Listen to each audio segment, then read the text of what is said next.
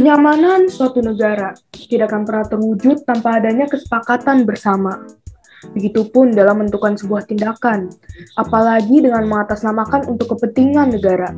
Padahal jelas, itu semua hanya merugikan rakyat kecil yang merasa dirinya tidak mampu.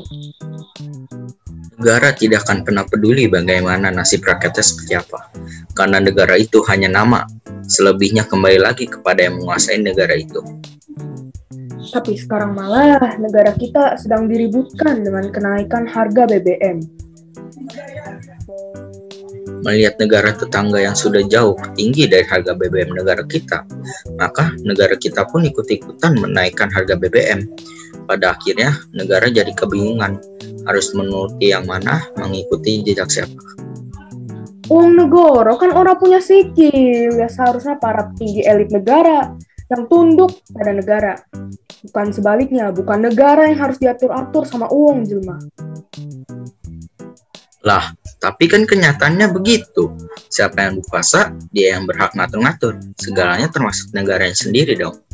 Tapi kalau hanya sepihak, tanpa adanya kesepakatan bersama, jelas saja negara akan kacau balau. Karena negara itu milik bersama, bukan milik para elit politik, kan?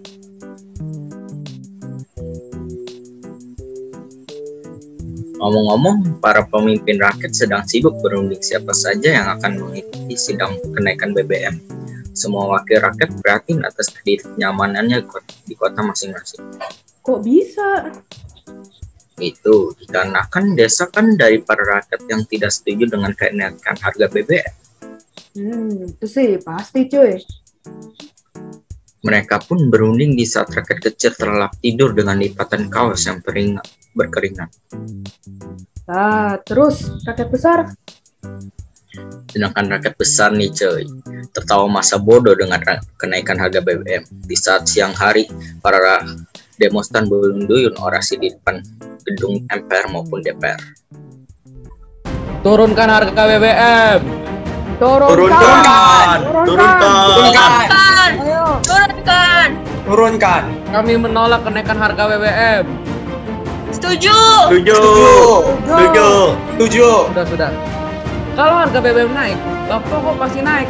Kalau tidak diturunkan, presiden harus jongkok. Jongkok!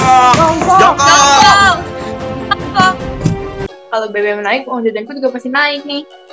Iya, betul sekali tuh. Uang jajan dijamin naik. Uang SPP juga naik. Semua juga pada naik. Asik juga ya kalau BBM naik.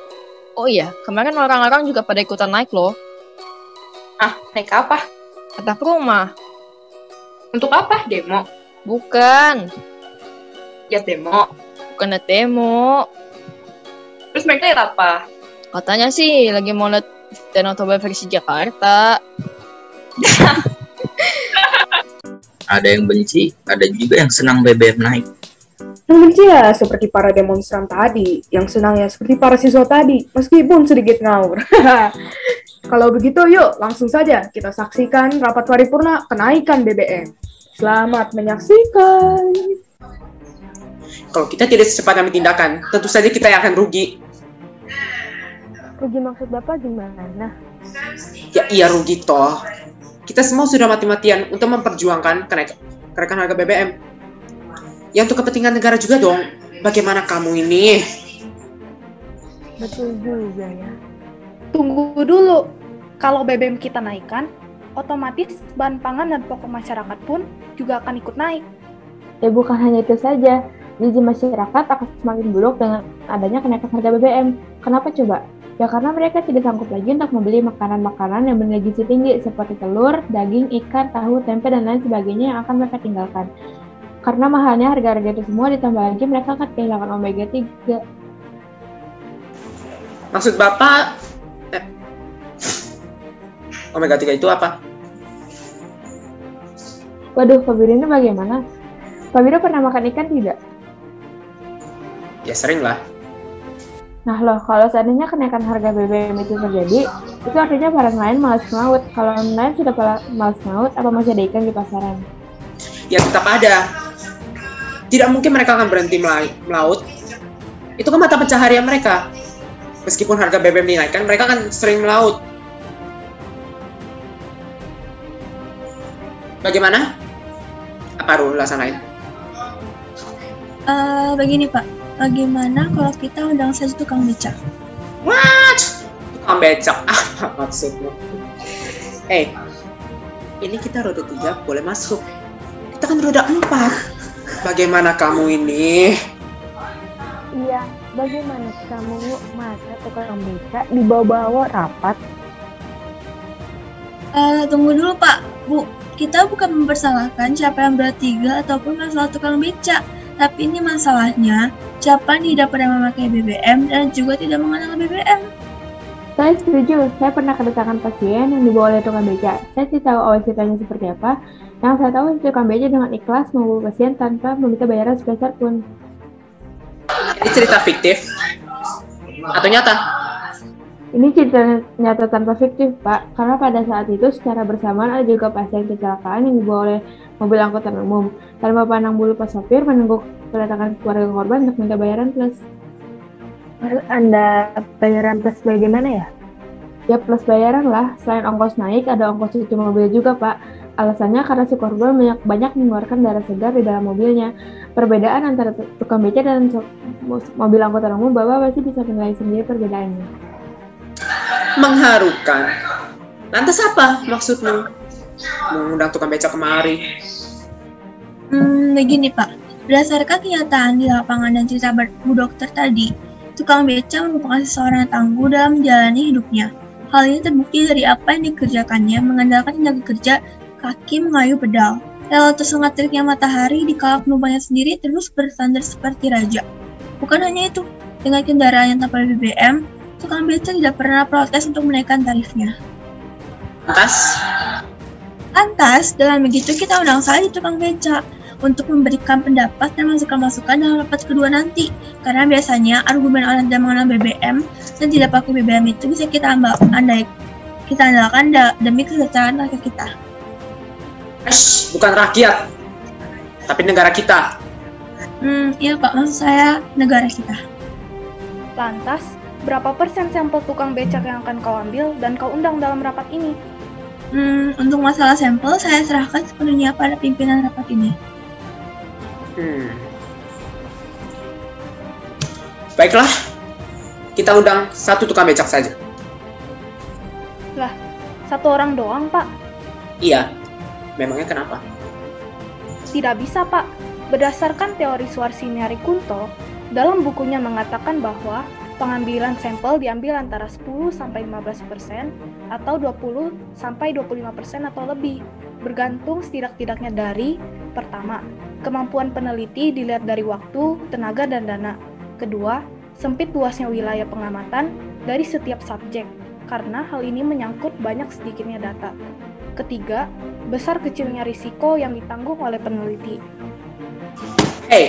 Ini bukan penelitian orang pendidikan.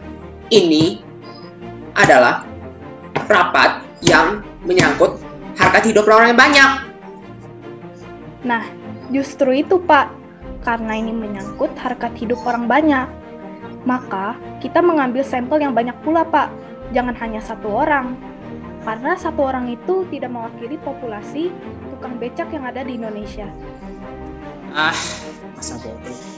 Di mana-mana tukang becak sama saja. Sama-sama pedal.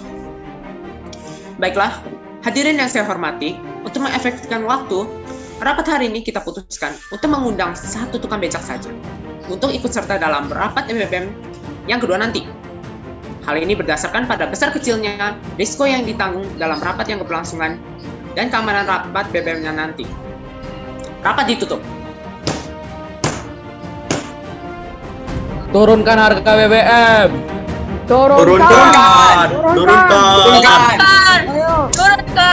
Turunkan. Kami menolak kenaikan harga BBM. Setuju. Sudah. Kalau harga BBM naik, bahan pokok pasti naik. Kalau tidak diturunkan, presiden harus jongkok.